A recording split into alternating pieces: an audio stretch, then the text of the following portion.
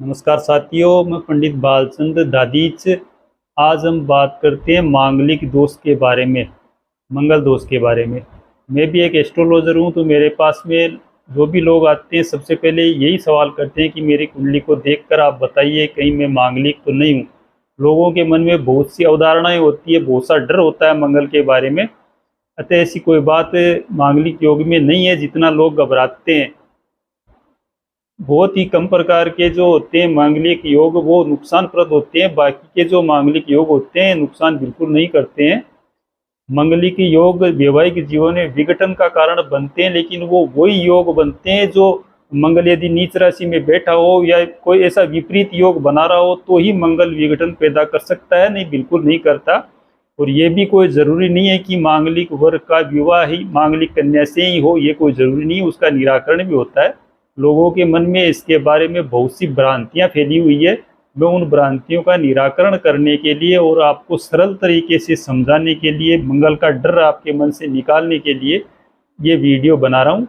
आपको मैं सरल भाषा में समझाने का प्रयास करूँगा कि मंगल दोष को कैसे देखा जाता है और मंगल दोष का निवारण कैसे होता है और किस प्रकार से मंगलिक लड़की का विवाह मंगल वर से कराने की कोई आवश्यकता नहीं पड़ती है। ये मैं आपको सरल भाषा में समझाने का प्रयास करूंगा। अतः आप ध्यानपूर्वक इसको देखना, समझना, बिल्कुल सरल भाषा में समझाने का प्रयास करूंगा। साथियों, कुंडली में मांगलिक योग है या नहीं, मांगलिक दोष पीड़ित कुंडली है या नहीं, इसको किस प्रकार देखा जाता है इसको हम समझते हैं।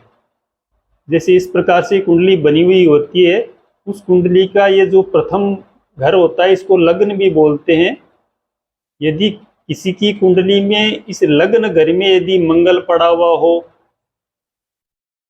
या ये इस चतुर्थ घर में मंगल हो या फिर इस सप्तम घर में मंगल हो या अष्टम घर में मंगल हो या फिर इस द्वादश भाव में यदि मंगल हो, तो इस स्थिति में कुंडली को मंगल दोष पीड़ित कुंडली बोला जाता है।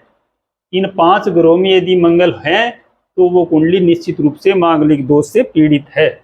लेकिन मांगलिक दोष का विशेष प्रभाव कब होता है? जब ये मंगल कर्क राशि में पड़ा हुआ हो। कर्क राशि मंगल की नीच राशि होती है, यानी 4 की संख्या में यदि मंगल है तो वो नीच राशि में पड़ा हुआ है, तो वो मांगलिक दोष थोड़ा विशेष प्रकार का होता है। और यदि मंगल जिस घर में बैठा हुआ हो उस घर में मंगल के साथ में राहु, शनि, केतु आदि क्रूर ग्रह बैठे हुए हो तो मंगल दोष पीड़ित करने वाला होता है, क्योंकि इनके साथ में बैठ करके मंगल अंगारक नाम का योग बनाता है और जातक के स्वभाव को बहुत ही गर्म प्रवृत्ति वाला ये बना देता है। इसलिए कुंडली को मिलाया जाता है, क्योंकि ये किसी एक पक्ष का यदि स्वभाव गर्म होगा तो आपस में उनके बनेगी नहीं और रिश्ता संबंध विच्छेद होने की संभावना ज़्यादा बन जाएगी। अतः हर स्थिति में ये मंगल को नुकसानप्रद नहीं होता है। यदि किसी की कुंडली में मंगल उच्च राशि में बैठा हो, मंगल की उच्च राशि मकर है, मकर राशि में यदि मंगल बैठा हुआ हो, मित्र की राशि में यदि मंगल बैठा हुआ हो,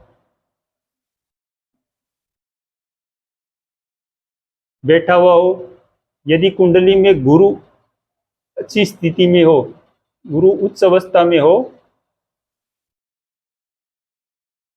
तो मंगल दोष कोई मायने नहीं रखता है। उस स्थिति में मंगल दोष में कमी आ जाती है। उपरोक्त स्थिति में यदि मंगल है किसी कुंडली में अपनी नीच राशि कर्क में बैठा हुआ है या राहु शनि केतु के साथ में यदि मंगल इन 5 ग्रहों में बैठा हुआ है, तो जातकों की कुंडली को आपस में मैच करके और मांगलिक का विवाह मांगलिक से कराना ही श्रेयकर होगा, ताकि आपस में कोई विघटन उत्पन्न ना हो। अन्य स्थितियों में मंगल दोष का परिहार कैसे होता है वो भी मैं आपको समझाता हूँ। जैसे वर या कन्या की कुंडली में किसी स्थान पे जैसे प्रथम, चतुर्थ, सप्तम, अष्टम, द्वादश में मंगल है और दूसरे की कुंडली में इस स्थान पे मंगल नहीं है, यानी वो बिना मांगलिक दोष की कुंडली है, लेकिन इन स्थानों में प्रथम, चतुर्थ, सप्तम, अष्टम और द्वादश स्थान में शनि, राहु, केतु, इन तीनों ग्रहों में से कोई सा ग्रह यदि है, या जैसे मंगल किसी लड़के की कुंडली में मंगल लग्न में आ गया और लड़की की कुंडली में यदि मंगल है नहीं वहां पे, उस जगह पर शनि बैठा हुआ है या राहु बैठा हुआ है या केतु बैठा हुआ है, तो इन कुंडलियों का आपस में परिहार हो जाता है और विवाह श्रेयकर होता है, कोई नुकसानप्रद नहीं होता है। इस स्थिति में विवाह किया जा सकता है, क्योंकि ये फलित ज्योतिष नाम का ग्रंथ है, उसमें ये स्पष्ट लिखा हुआ है। अब हम निराकरण का दूसरा उपाय बता रहा हूं मैं आपको, किस हिसाब से निराकरण होता है। प्रथम घर में यदि मेष राशि में मंगल बैठा हुआ है, ये जो प्रथम घर है इसमें मेष राशि, ये एक की संख्या मेष राशि, इसमें यदि मंगल बैठा हुआ है तो मंगल दोष का निराकरण हो जाता है। फिर बात करते हैं चौथे घर की। चौथे घर में यदि 8 की संख्या में, वृश्चिक राशि में यदि मंगल बैठा हुआ है, 8 की संख्या लिखी हुई हो और उसमें यदि मंगल बैठा हुआ है तो मांगलिक दोष का निराकरण हो जाता है, मांगलिक दोष नहीं लगता है। और फिर बात करते हैं सप्तम घर की। सप्तम घर में यदि मंगल मकर राशि का 10 की संख्या का होकर बैठा हुआ है, 10 की संख्या में मकर राशि में यदि मंगल बैठा हुआ है तो मांगलिक दोष का निवारण हो जाता है, उसमें मांगलिक दोष का कोई महत्व नहीं होता है। अष्टम घर में यदि 8वें घर में नीच राशि का कर्क का मंगल बैठता है तो 8वें घर में बैठकर ये भी मंगल दोष का परिहार हो जाता है, मंगल दोष का प्रभाव कम हो जाता है। और 9वें घर में, ये द्वादश घर में यदि धनराशि का मंगल बैठता है तो ये भी मंगल दोष का परिहार हो जाता है, इसमें मंगल दोष नहीं लगता है। यदि किसी की कुंडली में बृहस्पति स्ट्रॉन्ग अवस्था में अपनी उच्च राशि स्वीग्रही स्थिति में बैठा हुआ है तो भी मंगल दोष के प्रभाव को वो कम कर देता है।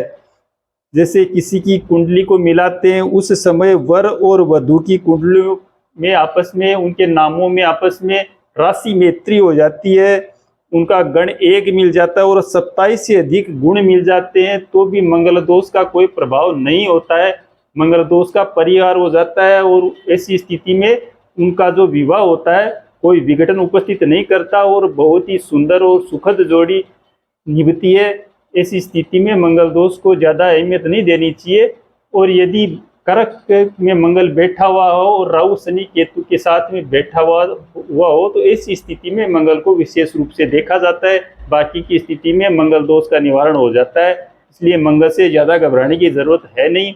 मंगल के बारे में, मंगल दोष के बारे में मैंने आपको छोटे रूप में बताने की चेष्टा की है, आप समझ पाए होंगे। नमस्कार।